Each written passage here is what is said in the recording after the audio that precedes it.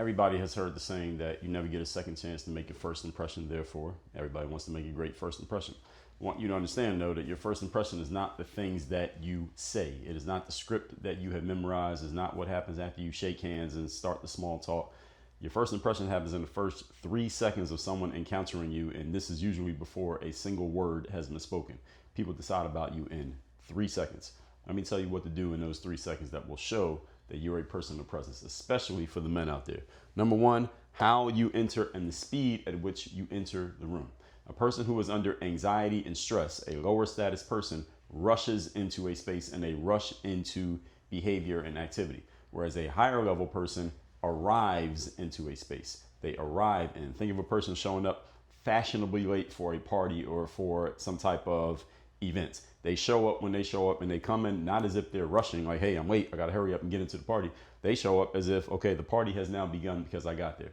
You carry yourself with that energy of I'm arriving, not I'm rushing into the space. That signals something about your power and your presence to other people. Second thing, your first eye contact. First eye contact you make with anyone who is making a decision about you.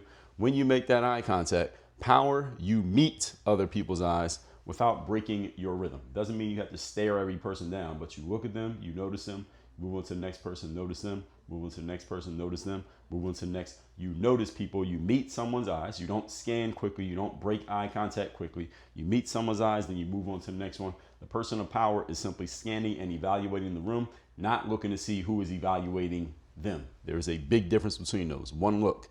And third thing, your stillness, the stillness of movement. What do most people do when they get into an open public space? You go to the airport, the train station, the Starbucks. What is everybody doing? People are fidgeting. They are readjusting themselves. They're grabbing their phones. They're adjusting their clothes. They're doing all types of movement. These are all energy leakages. If a person can walk into a space and just be in a still energy, not any type of fidgeting or extra movement or reaching for your phone or looking down, you can just hold that energy for 3 seconds. It gives people a signal that they usually don't see in themselves and they don't see it in anyone else. That separates you from everybody else in 3 seconds. You want to learn how to do more of this and do this all the time and make it who you are, not just something that you perform. Join my Power Presence Mastermind with me as your direct coach. Go to the link in my profile or text the word power to the number in my profile, which is 305-384-6894. Get into the mastermind. I'll show you how to make this your everyday way of being. Work on your game.